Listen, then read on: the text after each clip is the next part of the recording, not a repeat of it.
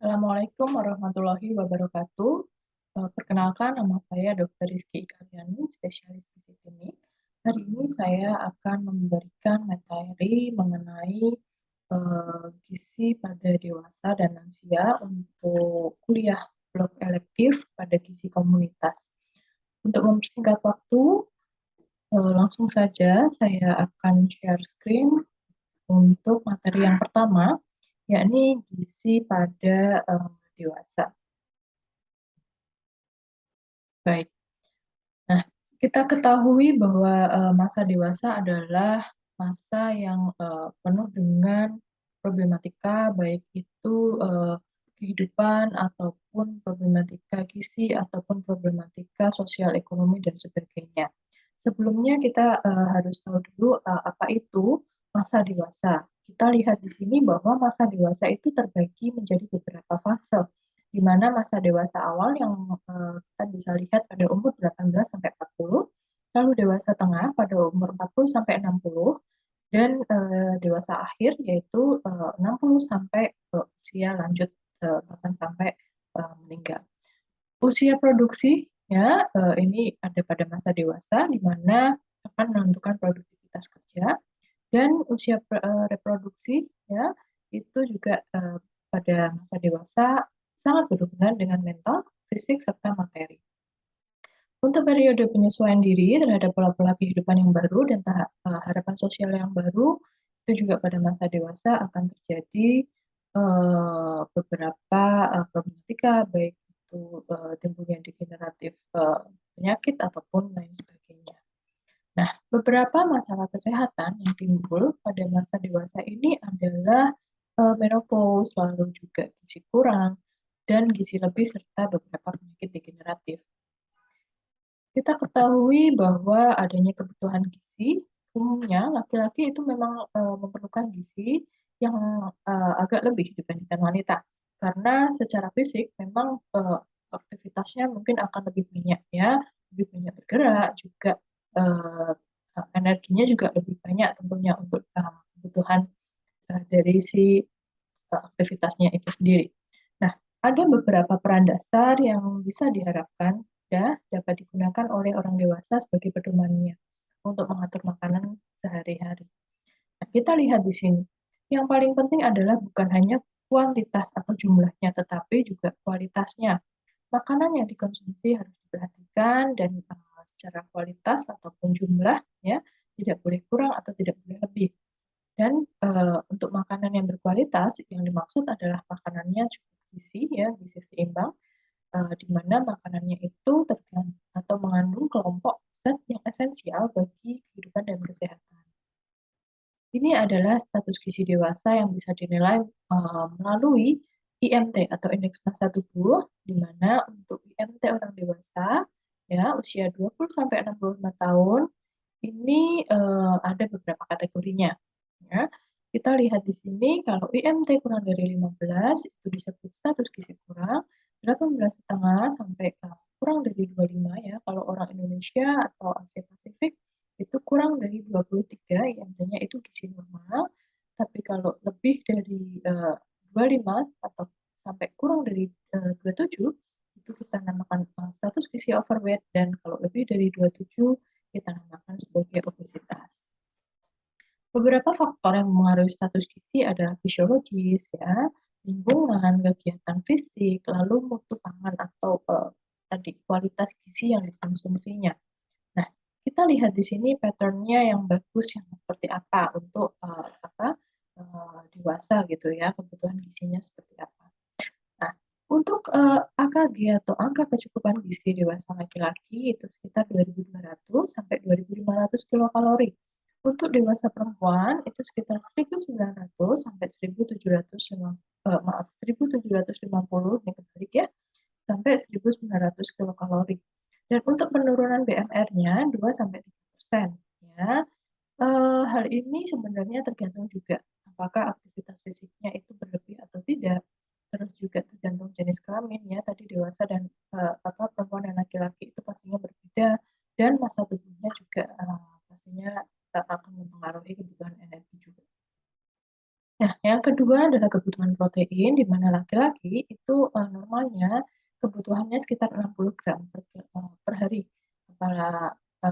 Apabila dewasa perempuan itu 50 gram per hari. Dan untuk secara umumnya atau penghitungan per kilogram berat badannya, kebutuhan protein adalah 1 gram per kilogram berat badan. Nah, untuk beberapa mineral ya, itu juga yang perlu diperhatikan adalah zat besi serta kalsium ya. Karena apa? Biasanya pada usia-usia dewasa, usia subur ya, ini terutama untuk dewasa perempuan ya, akan terjadi menstruasi, kehamilan ya, serta menyusui dan sebagainya sehingga akan zat Fe di dalam tubuh akan turun ya. Baik itu juga dari menopause ya, kebutuhan dan apa, eee, kebutuhan dari zat besi juga akan meningkat. Ya, yang berikutnya adalah kebutuhan kalsium, selama terutama pada pertumbuhan dewasa lanjut gitu ya atau dewasa, mulai lebih dari 40, lebih dari 60, itu pastinya akan berperan penting karena, tulang-tulang mulai keropos ya, sehingga, tulangnya menginjak usia juga pastinya akan turun sehingga kalsiumnya yang diperlukan juga semakin naik. Nah, ini adalah kecukupan zat besi untuk dewasa per hari. Kita bisa lihat di sini, dan bisa diperhatikan satu persatu ya, di mana perempuan dan laki-laki tentunya berbeda, baik itu dari energi, protein, lalu vitamin dan mineral serta asam folat itu memang tidak sama antara perempuan dan laki-laki. Nah, bagaimana apabila kita kurang gizinya gitu ya, terutama pada masa dewasa ini? Ada beberapa dampak ya. Yang pertama adalah misalnya ada anemia, gondok, kebutaan ya, terus juga ada kelemahan otot tentunya ya, terus juga pastinya kalau status gizinya kurang akan rentan terhadap infeksi, lekas marah ya, juga kulit rambut dan rambutnya menjadi kering, diare, haid tidak teratur atau bisa juga sampai depresi umum karena adanya gizi buruk dan lain sebagainya. Nah, ini adalah dampak kelebihan gizi. Kalau kelebihan gizi bagaimana ya? Pastinya juga tidak bagus karena akan mempertinggi gitu ya beberapa penyakit-penyakit degeneratif seperti jantung koroner, kanker, diabetes, kolesterol yang tinggi, atau dislipidemia, serta adanya hipertensi. Ini adalah prinsip gizi seimbang untuk dewasa. Yang pertama adalah mengkonsumsi makanan seimbang, lalu juga mengkonsumsi makanan yang bervariasi, lalu juga yang ketiga makan sesuai energi yang dibutuhkan. Jadi tidak boleh lebih dan tidak boleh kurang, harus seimbang ya. Ini adalah beberapa pengaturan makanan yang baik. Kita bisa anjurkan untuk mengurangi makanan yang berlemak, lalu mengurangi makanan yang tinggi kolesterol seperti kuning telur, hewani yang berlemak ya, dan beberapa serat itu harus lebih ditingkatkan, baik itu dari buah, sayur, kacang-kacangan ya, dan lebih banyak makan karbohidrat yang kompleks, jangan yang simpleks ya. Terus juga hindari alkohol, berjalan bermakanan dan gunakan lebih banyak gitu ya, makan sumber omega 3 ataupun lemak-lemak yang tak jenuh seperti ikan laut ya dan sebagainya. Serta yang paling penting juga konsumsi gulanya harus mulai dikurangi. Nah, memasak rendah lemak ya itu sangat penting, di mana kita bisa pakai salah satunya dengan microwave atau dipanggang, dibakar, dikukus ya. Juga gunakan alat masak anti lengket, itu juga sangat bisa membantu.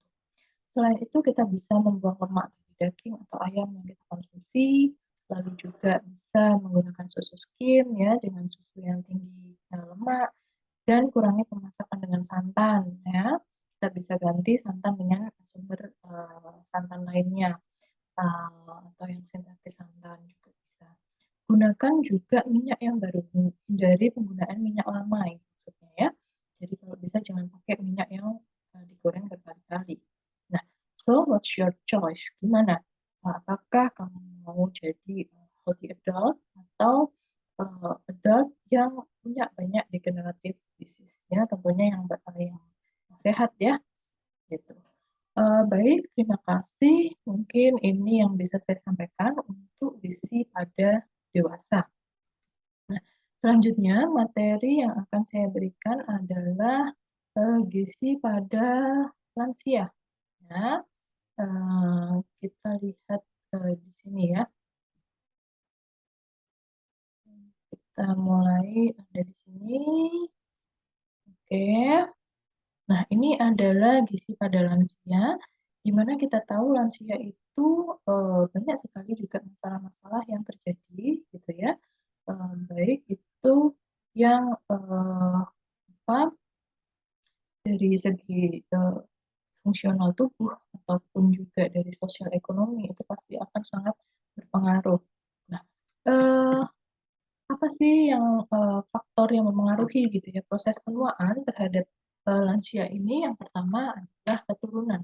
Ada beberapa keturunan orang yang memang cepat tua atau juga keturunan yang awet muda gitu ya. Nah, yang kedua lingkungan. Lingkungan ini juga, sangat mempengaruhi. Kulit misalnya yang terkena matahari akan lebih cepat menua. Rokok, polusi udara ya, jadi lingkungan yang banyak polusi, banyak rokok, pastinya juga akan mempercepat penuaan baik itu dari, organ-organ tubuh kita ya, ataupun dari, struktur tubuh kita sendiri ya. Nah, yang kemudian adalah kebugaran ya, orang yang, teratur, istirahatnya juga cukup, pastinya penuaannya juga akan melambat, baik itu penuaan jantung, pembuluh darah, atau penuaan dari organ-organ tubuh lainnya, gitu ya. Nah, kemudian adalah stres. Nah, stres ini sepertinya sangat, mungkin tidak banyak disadari, tetapi, sangat penting dan berpengaruh gitu ya terhadap, penuaan ya, baik itu stres dalam hal fisik seperti dingin, panas, ya, penyakit, dan stres yang psikologis, seperti tekanan hidup ya, mental, sedih, marah, kesel gitu ya, itu juga akan mempengaruhi penuaan. Nah, eee, yang tidak lupa adalah dari segi gizi yang berpengaruh terhadap penuaan. Tentunya kalau kita makan dengan gizi yang baik, gizi seimbang sepanjang siklus kehidupan, dia akan potensial mencegah berbagai infeksi ataupun berbagai penyakit degeneratif, ya. Nah, ini adalah beberapa faktor yang mempengaruhi kebutuhan gizi, di mana yang pertama ada berkurangnya kemampuan mencerna akibat kerusakan gigi atau ompong. Biasanya kan lansia sering kali giginya sudah banyak yang tanggal ya, sehingga untuk mengunyah itu juga akan kesulitan ya.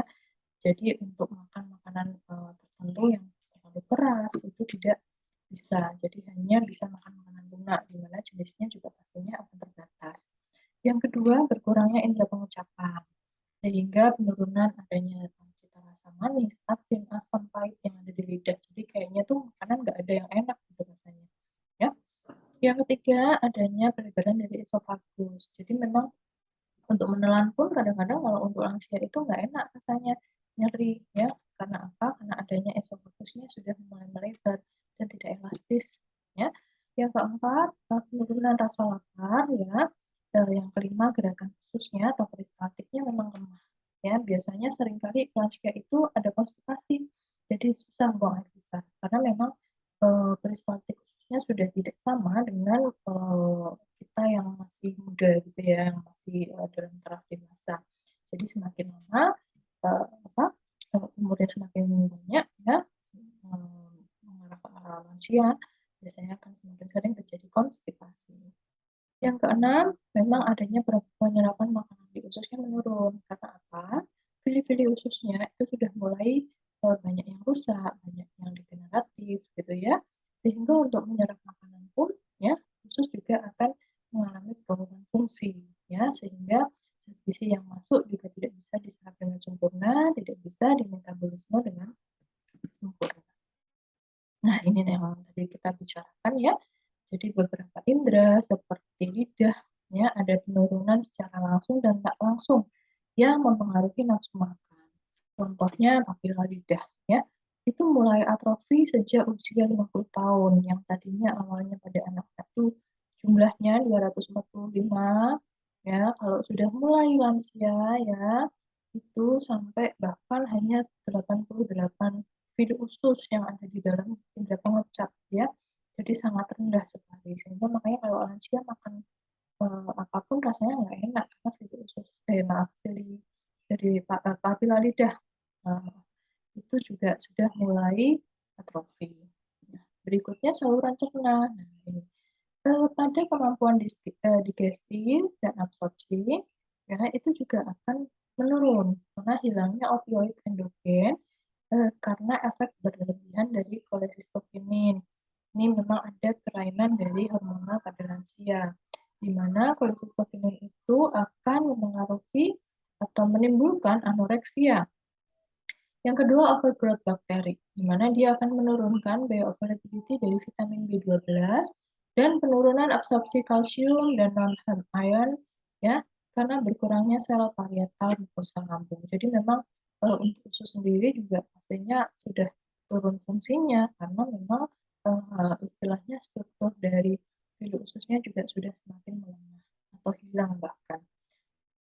Yang berikutnya adalah organ ginjal, di mana fungsi ginjal itu akan menurun 50% antara usia 30 sampai 80 tahun. Jadi memang fungsi ginjal itu akan turun sehingga hubungan sisa metabolisme terutama ya yang protein, elektrolit itu di ginjal itu sangat sangat terbebani terutama pada pasien lansia ya. Sehingga memang makanya kenapa lansia itu proteinnya juga tidak boleh yang terlalu tinggi karena ginjalnya sudah mulai turun fungsinya sehingga kalau dibebani dengan penggunaan atau asupan protein yang tinggi itu akan membebani kerja ginjal. Ya. Nah, ini beberapa permasalahan dari lansia. Yang pertama osteoporosis ya, pada wanita yang sudah menopause karena adanya estrogen yang turun ya, juga istilahnya apa ya, karena memang adanya kelainan hormonal ya, karena sudah mulai lansia ya, sehingga kita tahu bahwa estrogen kalau turun ya akan menjadi pengeroposan tulang ya, karena absorpsi kalsium itu bergantung pada fitoestrogen dalam tubuh kita.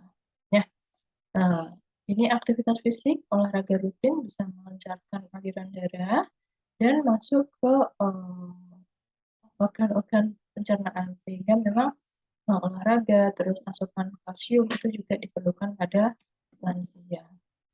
Yang kedua penyakit jantung koroner dan hipertensi.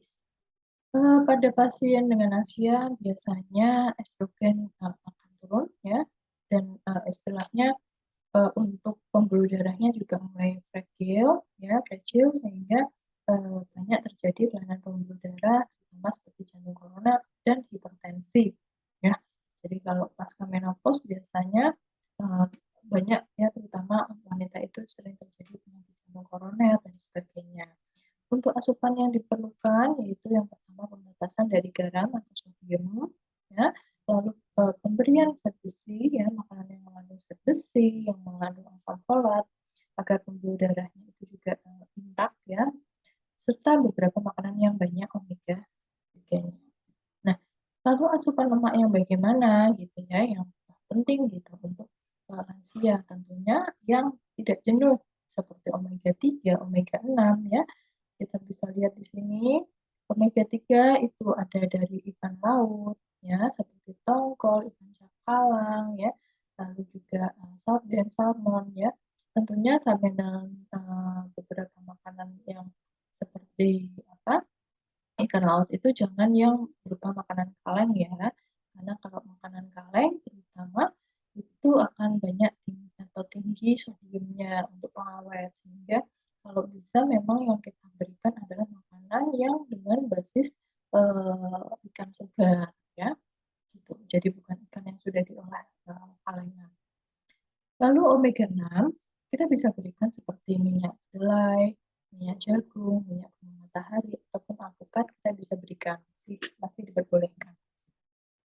Nah, permasalahan yang berikutnya adalah obesitas. Gitu ya. Obesitas ini banyak terjadi karena biasanya mulai lansia itu kan aktivitas fisiknya terbatas, sehingga banyak rebahan, banyak atau aktivitas fisiknya mulai turun, dan akan mengakibatkan asupan yang dimakan tidak digunakan sebagai energi, ya, tidak diolah sebagai energi, dan dia akan menjadi obesitas.